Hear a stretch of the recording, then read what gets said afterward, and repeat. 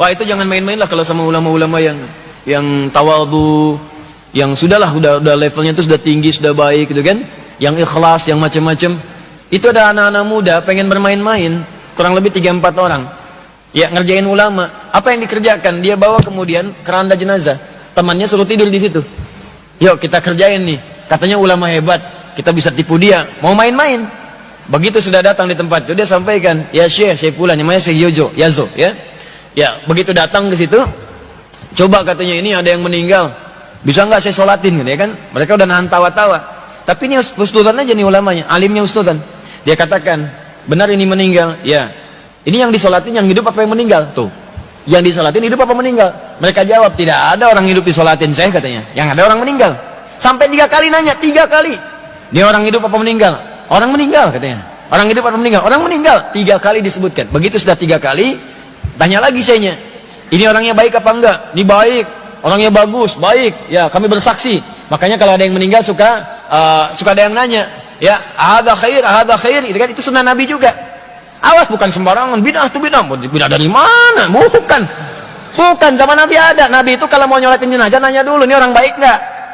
Nabi orang baik enggak nih? Baik, sholatin oleh Nabi. Tapi kalau ada masalah, kalian aja yang sholatin. Diambil oleh para ulama. Makanya cara nafsirin teks itu lihat ahwal ulama. Kata para ulama, kita memastikan yang kita sholatkan itu baik. Kalau kurang baik, kita doakan jadi baik. Kalau baik, kita mintakan pada Allah tempatkan di tempat yang terbaik. Maka orang nanya, hadza khair. Yuk kita sholatin bareng-bareng. Ya kan? Dalam sholat kita doakan dengan baik. Itu maksudnya. Ditanya, apa ini orang baik? Baik, itu baik. Maka doakan. Kata beliau, yuk kita sholatkan mudah-mudahan husnul khotimah. Disolatkan. Sholat benar-benar, sholat. Begitu selesai langsung pergi. Langsung pergi, begitu pergi ketawa anak muda ini. Katanya ulama beneran kita tipu. Katanya ulama beneran kita tipu juga. Kena deh kalau kata bahasa sekarang gitu kan. Ketawa mereka semua. Begitu ketawa dia panggil yang di keranda. Hei bangun, kita udah menang katanya. Bangun, gak ada jawaban. Bangun, gak ada jawaban. Begitu dibuka sudah kaku. Selesai, wafat dia. Kayak jangan main-main sama orang-orang seperti ini. Makanya sering ada kalimat daging ulama itu beracun. Hati-hati tuh, sekarang saya ingatkan ya kalimat ini, karena sering ada orang bermain dengan ulama tuh, ngedit fotonya, dibuat begini, buat begitu, keluar aja kalimat tuh, udah tuh, ya, udah paling ringan meninggal mengenaskan, paling ringan tuh, paling ringan. Karena ulama itu pewaris Nabi, kalau antum nyakiti ulama, nyakitin Nabi.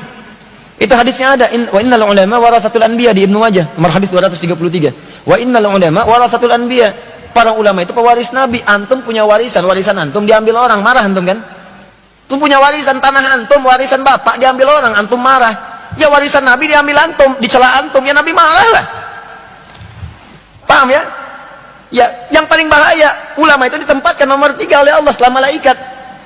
Ya, syahidallahu annahu la ilaha illa huwa wal malaika wa ulul ilmi. Ulama urutannya ditempatkan oleh Allah, dipuji. Antum ganggu ulama, ya Allah marah.